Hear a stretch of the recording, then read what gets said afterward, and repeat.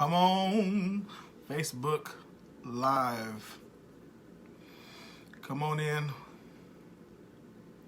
Take a seat. No, we're not gonna do that one. Come on in the room. I hope you guys are having a good day today. Come on in. Reverend, what's going on, man? I hope you're feeling better today.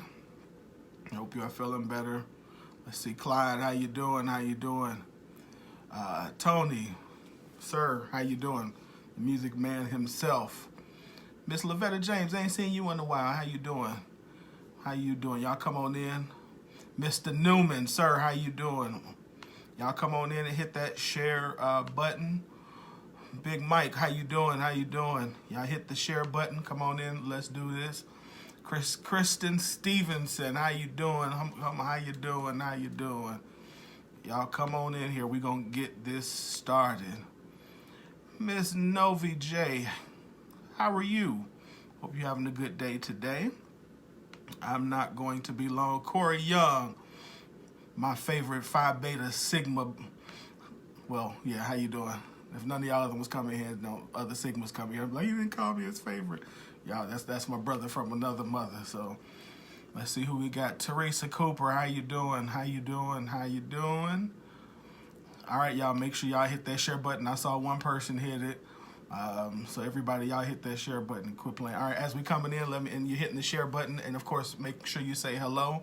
I'm doing well, thank you. Now that I'm feeling a whole lot better. Last week before last, I was not feeling well. Plus, I have finals last week, so I'm glad that is over.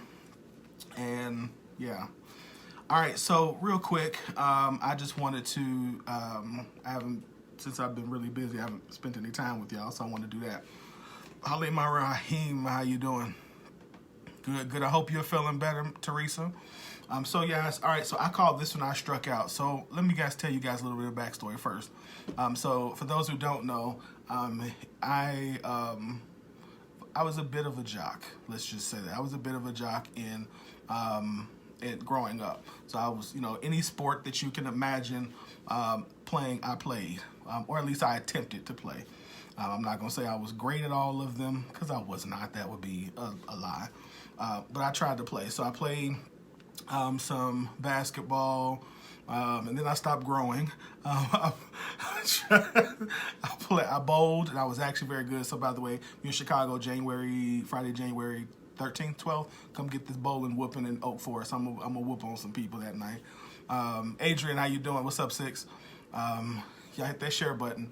So I was a bowler, really good bowler, most of my life. I actually played, y'all. I tried to play hockey. Your boy Camp does not like running. Never has liked running. Wasn't very good at it. I was a good shot put and discuser, so I would always either finish first or second in shot put or discus. I typically if I finished second, it was to the dude on my team, Mario Scardini. So Mario beat me several times, but that's all right. So I did track and field one time, and I'm gonna tell y'all a track and field story. But today I want to talk about the sport that I probably was the best at, and that was baseball. I played baseball all of my up and through high school, and was fairly good at high school, and fairly good at it all the time, except for one year. My junior year of high school, junior year? Was it my junior year? My sophomore, junior year. I was playing varsity. I think it was my sophomore. No, it was junior year. I played varsity sophomore, junior, and senior. So it was my junior year. And because I had made varsity my sophomore year, I thought, and I had always been good at it, always a pretty good hitter. I thought that I was going to be fine my junior year. Well, at the beginning of my junior year, I had the absolute worst baseball slump of my entire life. I couldn't hit the ball if you held it still in front of me and just said swing. If you put it on a tee, I could not hit the ball for some strange reason. I don't know what it was. I don't know what happened at it. I couldn't hit it. And I actually, the first that whole season, I went 0 for my first 21 at-bats. And of those 21 at-bats, I struck out literally all 21 times my junior year of high school. Absolutely, positively terrible. So if I thought at any point I was going to go to the league, I kind of ruined it at that point because, that's usually the time that you get recruited. And so why do I tell you that? I tell you that because at that point, I got to a point where even I got benched. My coach was absolutely disappointed and livid with me. He was like, listen, I don't know what's going on. Is it girls? What is it? Are you not paying attention? Are you not practicing? What is it? And guys, I can tell you, it wasn't that. I wasn't any more distracted by girls than I was at any other time. But it was just something that was going on in me that I just couldn't hit at the time. And so after the season was over, I had come to a really crucial point in my life where I said, this is about to be my senior year in high school, I was determined to be the most fun.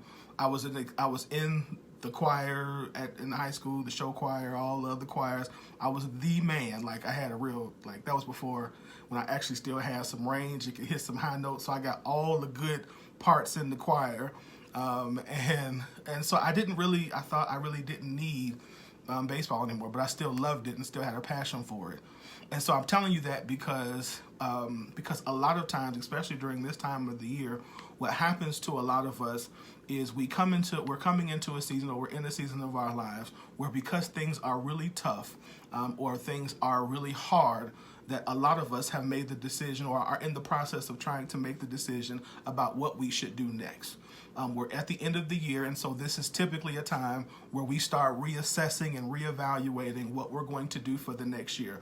Are we going to continue where we are? Are we going to look for a different job? Are we going to keep this relationship? Are we going to try to lose weight? Are we going to try to grow our business? Are we going to quit our business? What are we going to do when things don't go as well as we think that they should? What are we going to do when we get a blow, or when we receive a blow that we either weren't expecting or we think we can't recover from? What are we going to do when, in the time that you should be accelerating, you feel like you're doing worse than what you should do? What do you do when that relationship that you thought was going to work fails? What do you do when that contract that you just knew was going to closes? What do you do when you get in a situation where, like some of us, we work for the city, and the city decides to pull our contract? What do you do?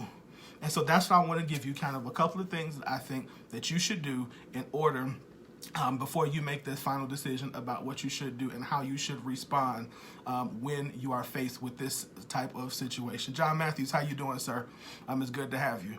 So what do you do when that happens? The first thing I want you to do, I think that you should do, is that everybody should take the time to rest and recover, because one of the most important things that we need to understand is that when we receive a blow, when something major happens in our lives, the worst thing we could do is to pretend like it did not happen. And when we do, we never learn the life lessons that we're supposed to learn. We never learn the business lessons that we're supposed to learn.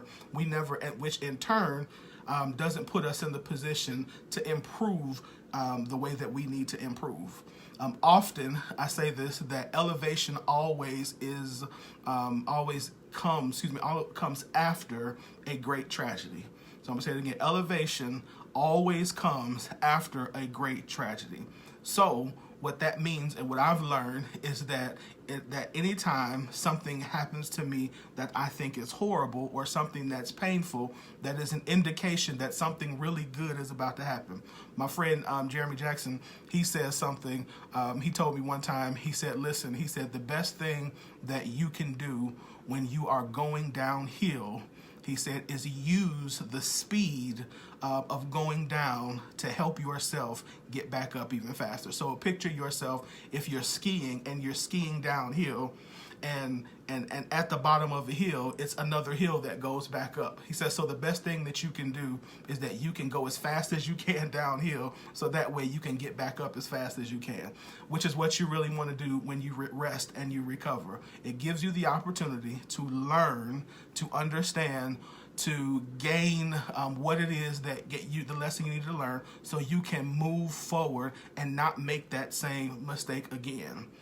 Because again, new level, we always say in church, new levels mean new devils. So it doesn't mean as you progress, it doesn't mean as you get better, it doesn't mean as you rest and recover, that at some point in your future that you're not going to have to face another tragedy. But because you properly rested, because you properly recovered, then you're able to properly deal with whatever it is that you're going to have to deal with at the next phase. So you want to rest. You want to honor what you went through. You want to process the emotions. You don't want to pretend like, oh, I'm okay, nothing bothered me. You lying. It hurt. When I went over 21, it hurt. Like, I pretended like I was cool. I pretended like everything was great. But sitting on the end of that bench, sucking them sunflower seeds, I hurt. When I went home, I closed that door and I cried like a little baby because I couldn't figure out what it was that was happening to me, where for the first time in my life, I could not hit a baseball. So you recover, you rest. What's the second thing that you do? The second thing that you do is you regroup and you refocus. So from my experience of going 0 for 21, what I realized was that I had been preparing as if I was going to be facing the competition that I used to deal with. What do you mean? So I was used to dealing with fastballs that were 75, 80 miles an hour. But as a junior and senior, now I'm dealing with fastballs that are 90 miles an hour, and I wasn't prepared for that. So my hands were not moving fast enough. My baseball swing was too long. I wasn't physically in shape in order to deal with the fact that I was dealing with bigger, better, and faster competition. So what did I have to do? I had to regroup and I had to refocus. So that meant over the summer, I spent my time doing the one thing that I hated doing. I ran. And so I knew that I had to drop 25, 30 pounds. I knew that my hands had to get faster. I knew that my hand-eye coordination had to get better. I knew that my baseball swing had to be shorter because I had to get through the zone faster. I understood that sometimes I couldn't always be trying to hit the ball out the yard, that sometimes I had to settle for a single. So those are all the types of things that I had to do to transition from dealing with a 75 or 70 mile an hour fastball to a 90 mile an hour fastball, because the competition got better, so did I. And I was only able to do that because I was able to regroup and refocus on my future and not allow myself to get stuck in the failure of my past. And oftentimes we live from the place of our hurt. We live from the place of our pain instead of allowing the hurt and the pain to motivate us to get better for our future.